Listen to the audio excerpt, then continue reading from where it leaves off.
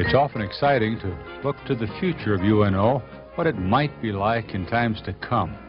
Sometimes, though, it's important to stop and take a good look at the past of the university, the people and the happenings that help make the excitement of future history possible.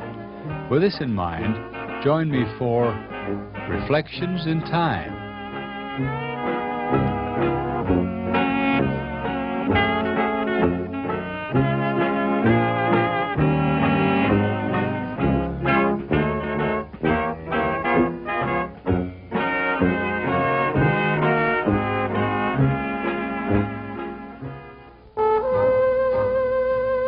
Welcome to another edition of what we call Reflections in Time. It's the summer of 1984.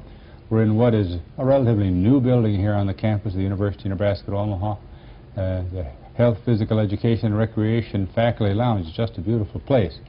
And as we reflect on times in these tapes that we're making for the library and the alumni, it's easy to remember that for most of us that have been here a while, this building just wasn't here.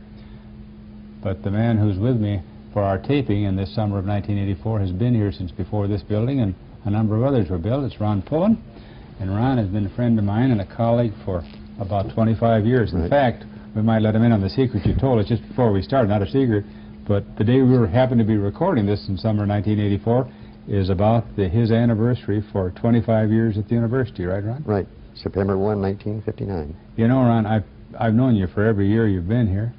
And we've been together socially in a variety of ways and worked together on a number of projects. But I don't think I really ever asked you where you came from. And I think if I recall, the last place you worked some 20 years ago before you came here was out in Bellevue. Right. But did you come from? What's your from and your family? I'm a native Omahan, born and raised in Omaha, Central High graduate. And after Central High, what happened?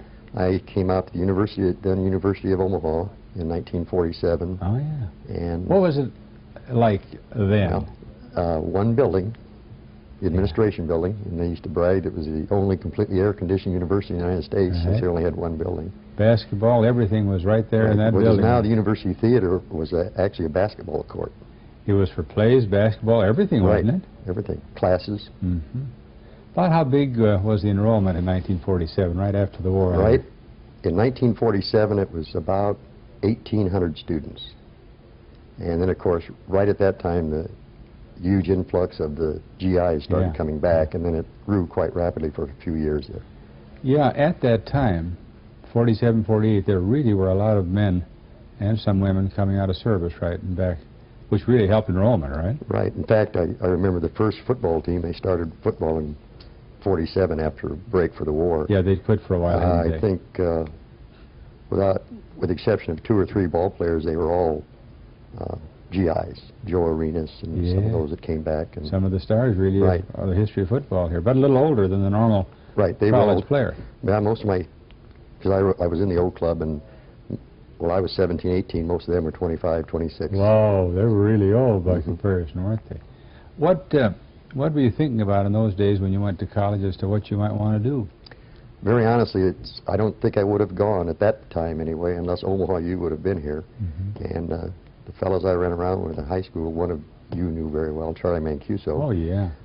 They decided to come out here and see, and one of his plans was to get a wrestling team started, which he did. He actually started the wrestling program. Did he? Yeah. And came here and graduated in 51. You really came with a group of your high school friends then? In fact, back in those days, they didn't have fraternities, sororities, etc. No. And it was in the so-called snack shack. Tech High sat at one table, the South High sat at another, Central High sat at another. And that was, in fact, even the intramural teams were made up on the basis of the high school you came from. So you tended to get into sort of clubby arrangements, even though they didn't have fraternities and sororities. Right. Now, as you said, the enrollment was pretty small.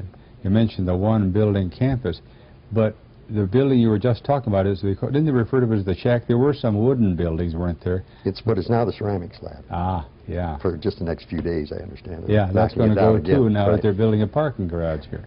Yeah, so time and tide changed. Well, you finished, you're out of the service, you're finished, and the people were back, and the enrollment was growing. What did you start to do then as you left college? What did you want to do? Well, Uncle Sam took care of that for me. I was in the Marine Corps Reserve all the time I went to college. I was wondering when you got into the reserve, because you were in that a long time. 33 years. Yeah. I just retired January 1 of 1980. Nobody in this whole world has driven so much between Kansas City and Omaha as Ron Pullen. And so when I graduated, I had been in an officer's training program. I got my commission, went to Korea and was there for 2 years, and then I came back to Omaha U. Since I was in the middle of a year, I was in education. What kind of activity were you involved with in Korea? I was a company commander, the 1st Marine Division. Most memorable thing was that I was in charge of the big motor convoy, the motor transport company, when they had, if you remember when they had the prisoner exchange, and they brought the Chinese back from that Koji Island and brought them up, and then we picked them up in truck and took them on up to Munsanee, up by the in the demilitarized zone. Oh, is that right? Now this was after the war as such. No, I was there 9 months before the truce and 3 months after the truce. What was it like? Well, I've heard some bad stories about Korea. Well, but it was, while I was there, it had become almost like trench warfare, like World War I.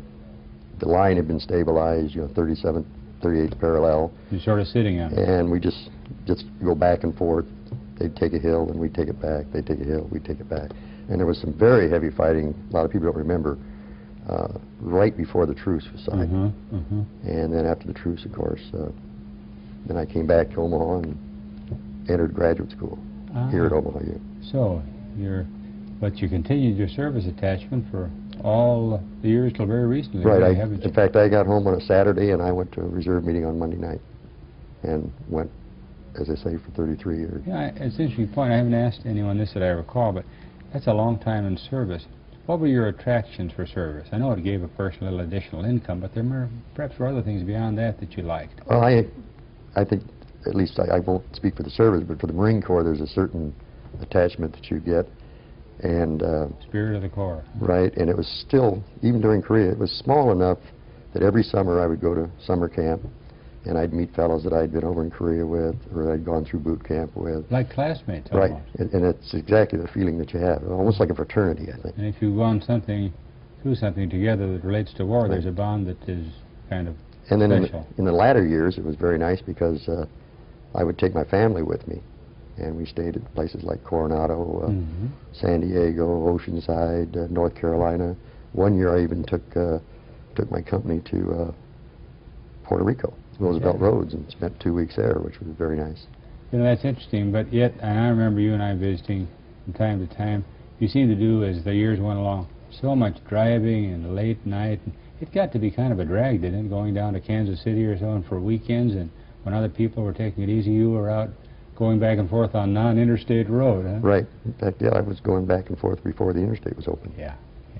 But out of it all, you finally retired from that, but we're not to that point yet. You came back, and along with being in service on a part-time basis, what else did you start to do after the war and after graduation? Well, I came back to Omaha U and was there... Oh, you started graduate school right away then? Immediately, because when I got back, it was... well, there were no teaching jobs available because it was in the middle of the year.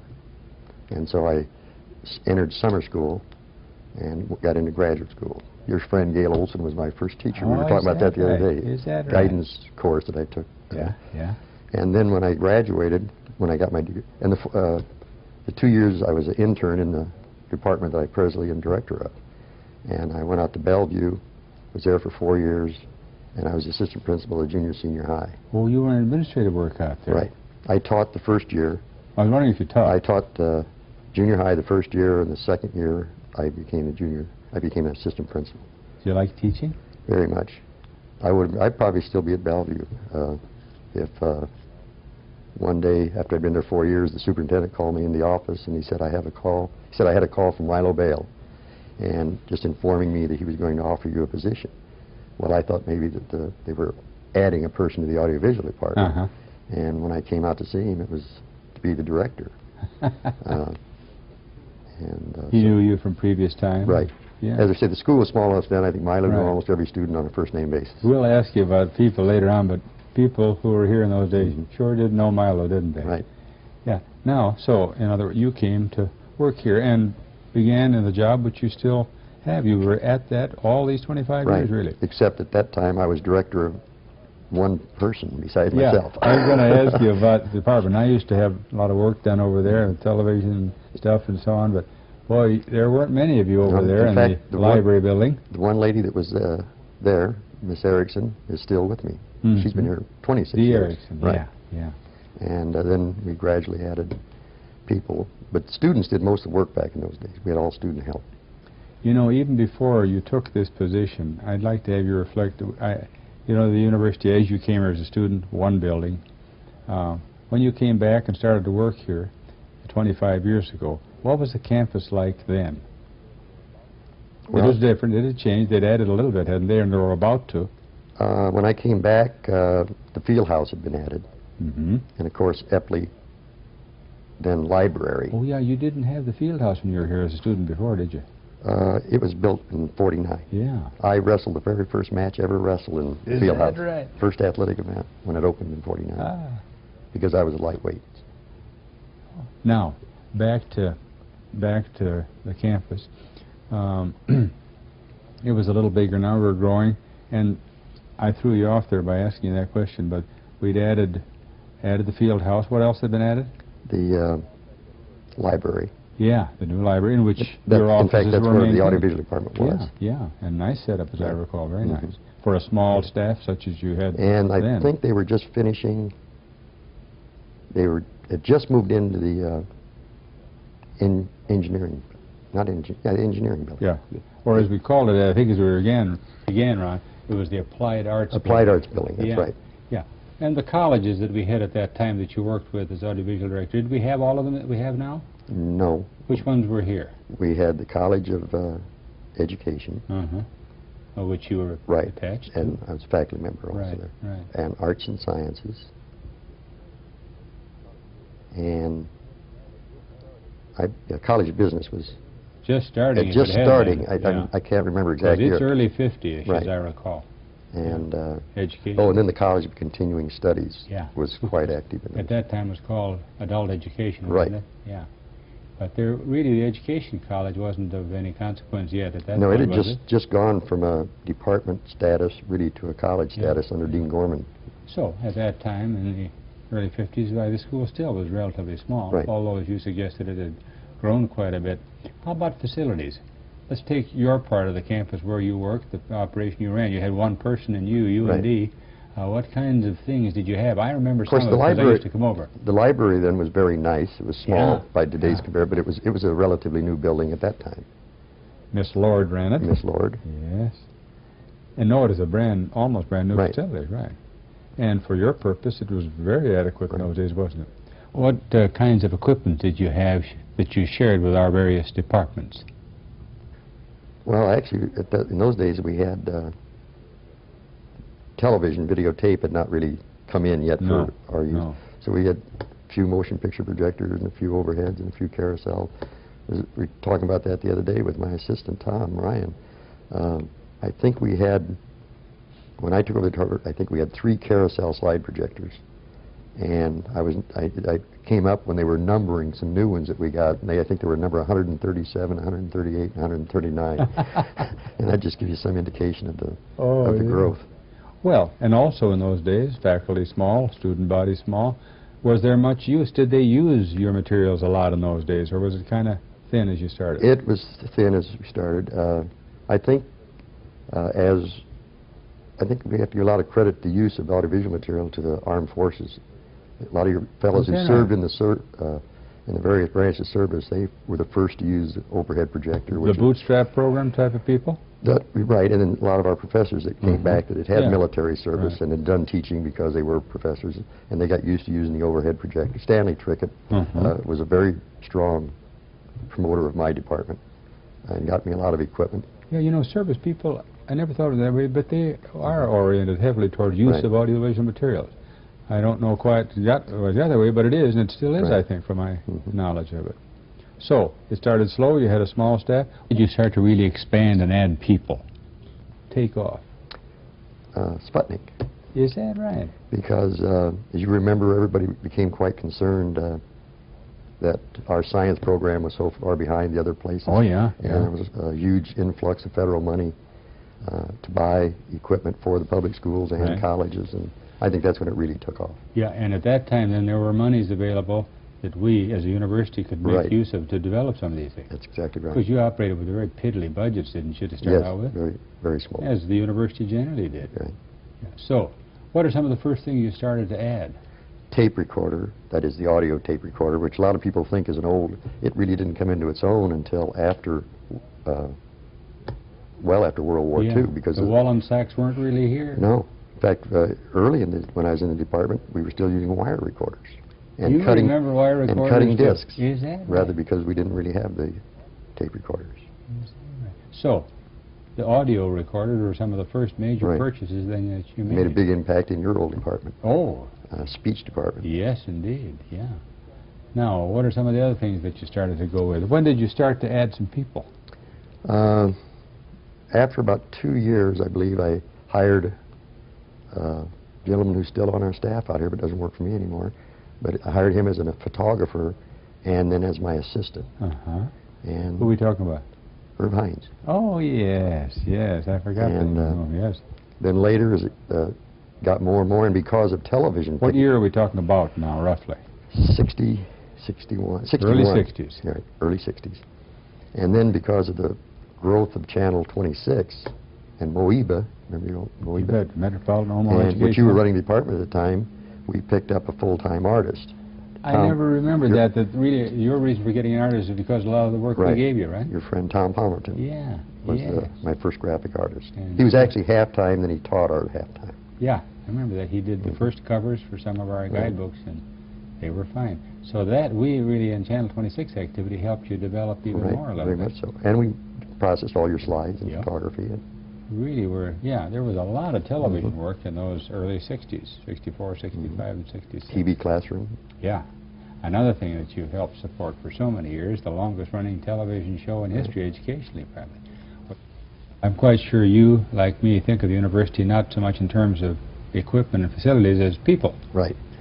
People who've made a difference in our own lives and certainly in the life of our university. And I guess we could call this sort of a little brainstorming session, and either you think of a name or I'll pop one out, and your opinions. I suppose we could start with the guy that comes to mind first for you and me at least, and for many of us who are kind of old-timers around here, and that's Mabel L. Your memories of him and, well, some of your opinions. Well, of course, he was almost like a father to me, I have to admit, a little partial.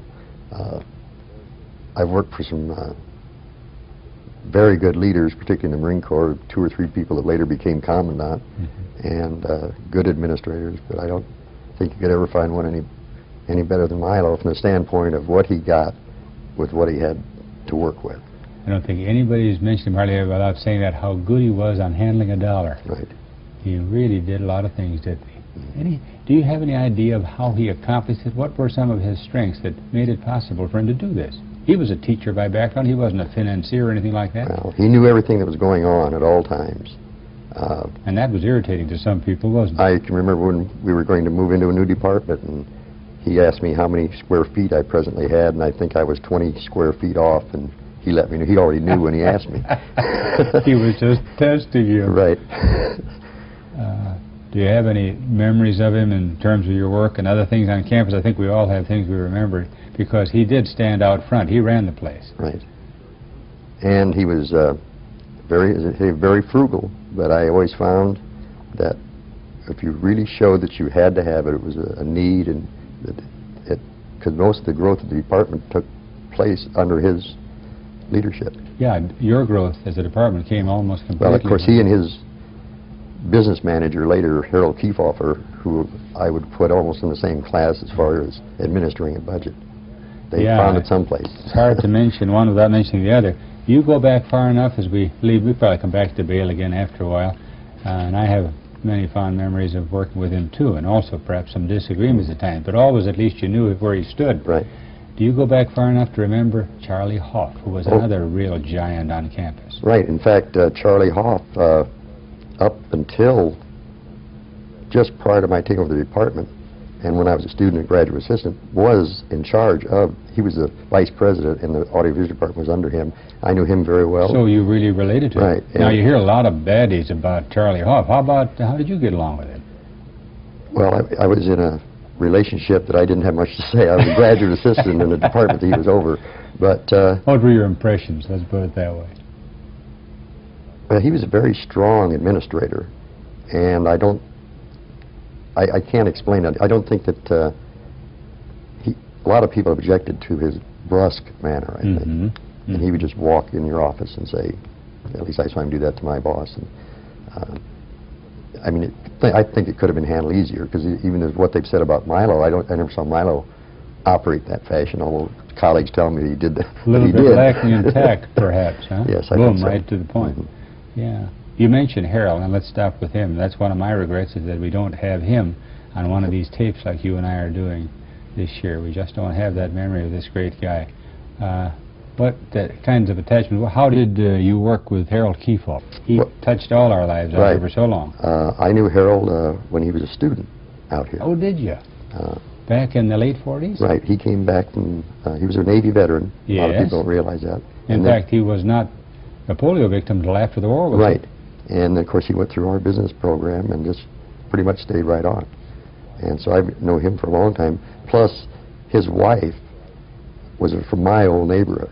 Oh, and so I knew, had some ties with him before he was even out here. What do you think made Harold Kiefoff, in spite of his physical infirmities because of polio, he was a strong man? And what do you remember about the way he operated? Let's put it that way. Well, for one thing, I think his integrity was beyond reproach. He'd tell you right to your face anything that was going to happen or that he planned on doing with your money or what have you. Mm-hmm. And plus he was just at least I always thought he was such a personable person. And he surrounded himself with some pretty good people. Yes, he did. And ran a pretty big shop with about 2 or 3 people, as I remember. And I think his life here is reflected in some of the fine things we have for physically handicapped people as they built and changed this campus over the years. Right. I remember before you ever heard that they renovated the restroom, for example, in the old administration building because of Harold. Mm-hmm. And so we were years ahead, I think, in that respect. Yeah. Any other names come to mind? I'll just mention, I look at you and I think of her, Elma Engel. Oh, yes. She was I guess her title at one time was hostess of the university, which she certainly was. Oh, yeah. That she wielded a lot more, I think, influence and authority than being hostess. You know, you and I were talking when we were off tape here about the number of presidents. You said to me what, remember? I think we've had 12 presidents since 1908. Yeah. And I knew 8 of them personally and worked for 6 of them. This is a tough question, but as long as we went into that side road a little bit, Ron, did you find any common qualities of leaderships in all these presidents? In common as you reflect on them, or that some didn't have and so they weren't as good a president? You don't have to mention names if you don't want to, but well, of course, what are some of the qualities of leadership that you felt stood out in most of them? It's that basic honesty or integrity. It's just that you can talk to someone and believe what they say. Mm-hmm. Kirk Naylor and Mabel L, tops. I don't think you could. And Vic Blackwell, while he was president, acting one year, it was a completely different style. Yes. A lot lower key, but very effective, and I thought he did an outstanding job. You brought one name to mind that was close to both of us and still is as a friend, and that's Kirk Naylor. He was here as a dean, he was here as a president, he was here in a transitional period.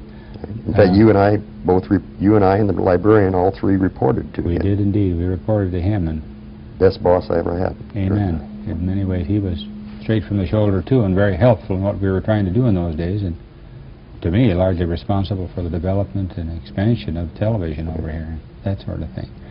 Any other people that came to mind, to mind as we talk here? Well, of course,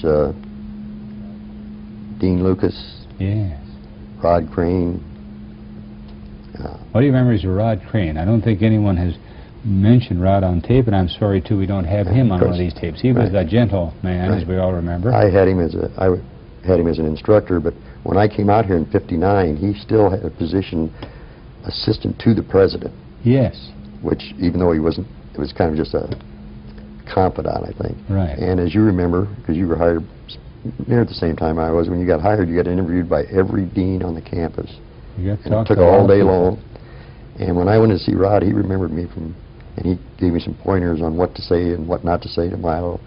And I remember, maybe shouldn't mention names, but he said, there are 3 ladies on this campus. He said, you make sure that they're happy, and he said, you'll be here a long time. And he was referring to Hazel Spangler, the Bale's secretary.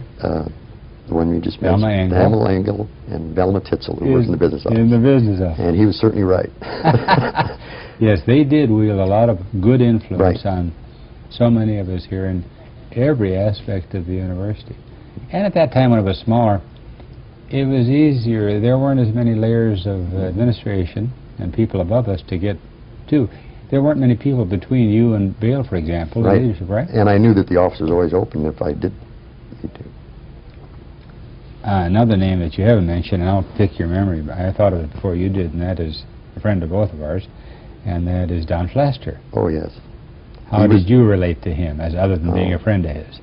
Well, again, he was my gym teacher back in '47. He had just come back from the service himself. And, of course, and I knew him all those years when he was dean of students. And he's not describable unless you've met him. You know what I mean? He's just, I still see him quite often. And I think we agree that he's one of the sharpest and most humorous people we've ever known. Definitely one of the most humorous and fun to be with. Very sharp. Yes. And I don't think a lot of people realize how good a job he did as dean of students working with students. He did a strong job in a kind of a tough period there too. Right. He did so many different kinds of work while he was with us here on campus.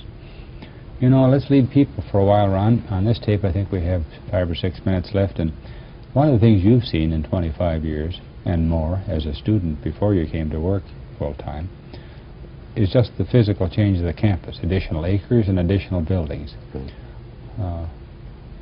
When you started as a student, there was one. Now, as you develop your department and as the campus developed, this made a lot of difference in terms of the logistics of what you were trying to do. Oh, right. Now we've got a downtown center, we've got this and that.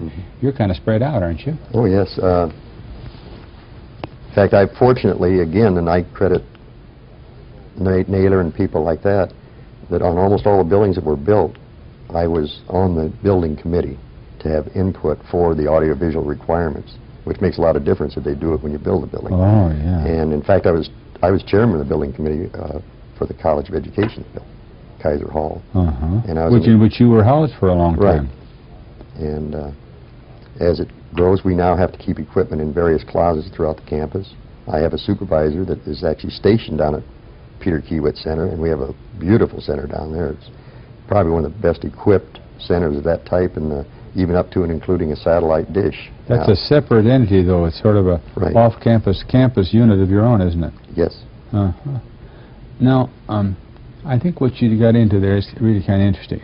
We say audiovisual department. A lot of people who might watch this tape, unless they know you personally, might not really understand completely what you're responsible for and what you do in relating to students and faculty. I think you ought to capsulize that and tell us a little about that, Ron. The audiovisual department here at UNO is really a graphic.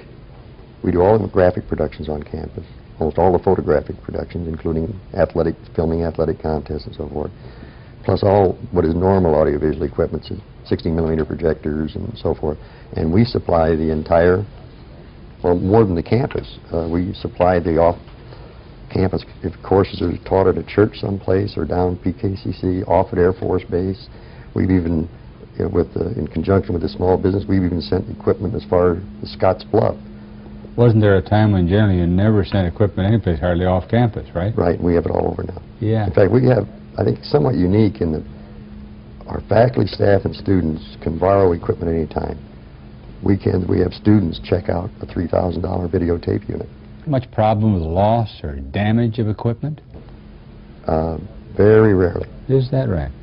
That's probably really no a more tribute than to our staff, faculty, and students. And there's not too many universities, I think, where a student could check out something like that just for, you know, on their basis of their ID card. So your equipment is as accessible as a library book Right. to anybody, anytime, as long as they're attached to the university. Right. Over the years, have there been any kind of interesting projects you've been involved with? I know you've covered PAs or this or that. Probably one of the biggest was in 1950, well, the first year I was here, 59 and 60. Oh, yeah? A gentleman by the name of Mike Bayless, as you remember. I remember Mike. He and I worked together on a project which we could call telelectures, as you remember, which was really the present-day conference call, but we supplemented it with slides. Right. And we had the first national telelecture convention here, and consisted of 10 Big Ten schools, our school, several others. We had such people as Harry Golden, is it Bob Richards? Yes, the athlete. That's true. And many, Margaret Mead. Oh, yeah, the anthropologist. Now, when you say telelecture and slides, you mean that everything's tied together by phone, but the visual part of it. Explain Right. that. Well, what we do, I would get, if we were having something come from the University of Colorado, we had an exchange professor program where they had a strong psychologist in one area, we had a strong one in another area. So we had two courses. One was taught on this campus, and in coordination with their audiovisual director at the University of Colorado, we made slides for our professor, duplicated them, sent a set to Colorado. So when they were talking to the students over the telephone, they would see a picture of the professor plus his chalkboard, or what would normally be chalkboard or text work up there. So really the forerunner of television. Right. In fact, they talk so much now about the electronic chalkboard. That we were doing exactly the same thing, only doing it with slides, in a sense. For a while, that sort of really took off, didn't it, in those years before television really spread? In fact, the fellow I worked with went on to be one of the educational consultants for AT&T. Yeah, Mike Bayless, long since and working in that area.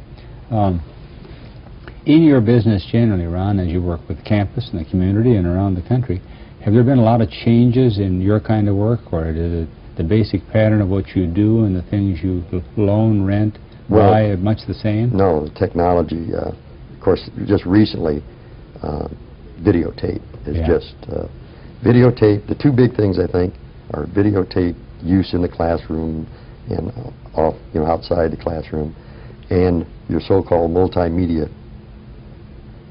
I think, if they don't want me, multimedia, you have 6 or 8 slide projectors and they jump up, many screens. Many screens. That's become a big thing now. Yeah. As you started 25 years ago, you were involved in a lot of production, and you worked with television and producing slides. Right. Now, is it more distribution and purchase than it is a preparation and making? In other words, do your art department do different things now? Oh, yes, particularly in graphics, because of, again, so many professors are now using, we do a lot of design slides for them, overhead transparencies. We just recently got, which you'll have to come over and take a look at, a new electronic graphic maker, which you just pump in the numbers and it makes bar graphs. Character generator. Right. When you look at the student around campus in the summer of '84, is he or she much different in their motivations and their approach and their quality, let's say, than they were back in 49 or 50 or 51 or 55? Is the student much the same? What do you think about that? I think that they're much the same, except, and we were talking about this a little earlier, the huge influx of bootstrappers that came in the middle, well, very early, 59 and 60 they were starting to come. Right. And I think at one time we had almost 900 on campus, and now we just have a handful. I think they made an impact that has carried over, in a sense, on some of the students. What do you mean impact? What sort of impact? I know there was even some ill will by a lot of the, what I call conventional student, your 18 to 22-year-old, against the bootstrappers, because the bootstrappers were here as a job and getting paid, and it was their career. In fact, their grades were in lieu of a fitness report for the 6-month period, which a lot of students didn't understand. It made a difference whether they went from captain to major, etc.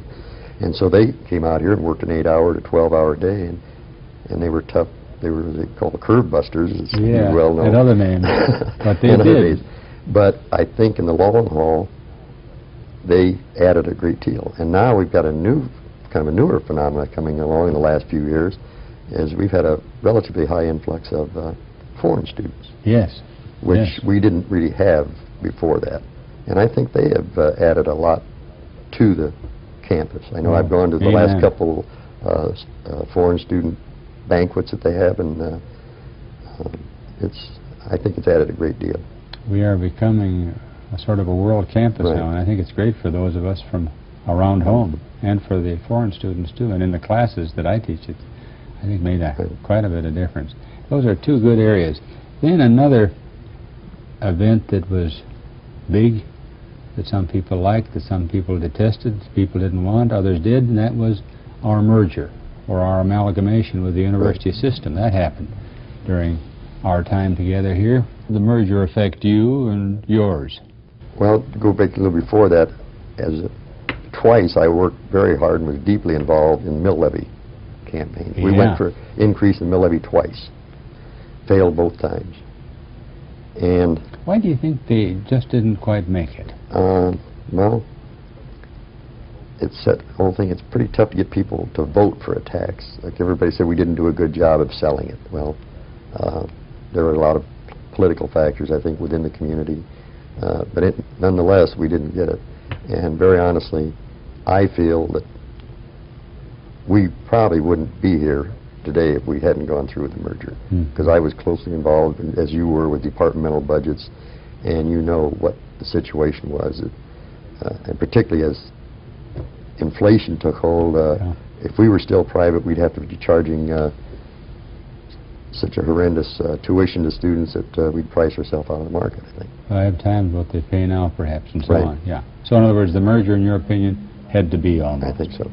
And I think did you like the way it happened? It was fast, if you remember. Right. It was fast, and I think that we did lose some things. That we lost the smallness, possibly, not necessarily smallness, but the closeness that we had, even to the point that it split up some of our faculty in the sense that our engineers were now all part of Lincoln, actually report to Lincoln. Home Ec is really a Lincoln campus. Social work is there and here, right. Technology. And, and it's very difficult to explain to somebody that's not here that how that makes a difference, I think.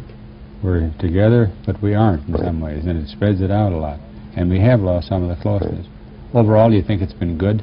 Oh, yes. As I say, not only do I think it's been good, but I think it was absolutely necessary.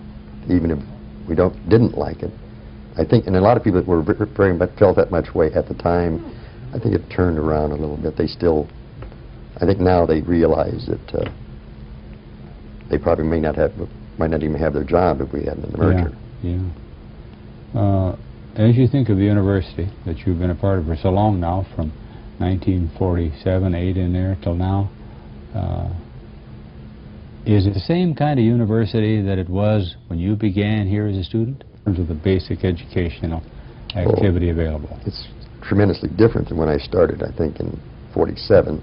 For example, typically you had 1- and 2-man departments. If you took American history, you took Dr. Adrian.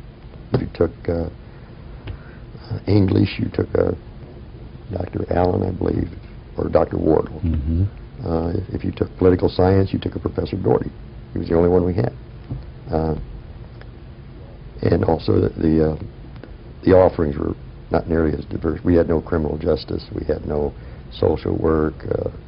This building, for example, HPER, we didn't really have an HPER program as such. People became coaches with an emphasis in some other area, right? And a few Phi Ed courses. Right, and you didn't have the professional physical education person as you have today that are practically do what medical doctors do up to a point almost. One last question, Ron, and we wind things up in our reflections in a very personal way. And it's hard to answer this. It's a sort of an abstract question, but as a member of the staff and faculty for so long, what has the university meant totally to you as you think back on it? What's it meant to you? It's, as I say, from the time I was 17, with the exception of the 2 years in Korea, I've been here. Even when I was at Bellevue, I worked out here. And it's been my life. And as I say, if it hadn't been for a municipal university that I could stay at home and work, I would never probably gone to college, at least then. And probably the proudest moment of my life is when Bale called me and asked me to come back, alma mater. Well, the fact that my brother and sister both graduated from here, they're both teachers out in California. My son's graduating in December from business. My daughter is presently attending. Shows I must think it's a pretty good place. Yeah. No, And as I said, your my wife has been involved in faculty women's things for 25 years. I think what too. it's meant to is the people that I've met. Yeah. And even not just the university. I know when Mabel L was made king of his garden, for example, I was on a committee, and I got to meet such people as Peter Kiewit, Beryl Rhodes, and I found them Sam Greenberg, Salomon, and I would probably never have met a lot of those people on a social basis, and I found them all to be just fine men. It seemed like the more they had and the higher they were, the nicer they were. Well, speaking of nice men, I think we can put you in that category too, Ron. I want to thank you for joining me and doing this. I really enjoyed it. Bringing back a lot of memories. Hey, that's great. And memories can be very fun, especially when they pop up and we haven't heard them or felt them for a long time. It's like homecoming. This has been another in our series called Reflections in Time, and we've been reflecting with Ron Pullen, our audiovisual director, on his 25-plus years here of fruitful service to the university. And we thank him, and I hope you'll enjoy watching this and the other segments, 3 or 4 segments that we have of this and other tapes on Reflections in Time.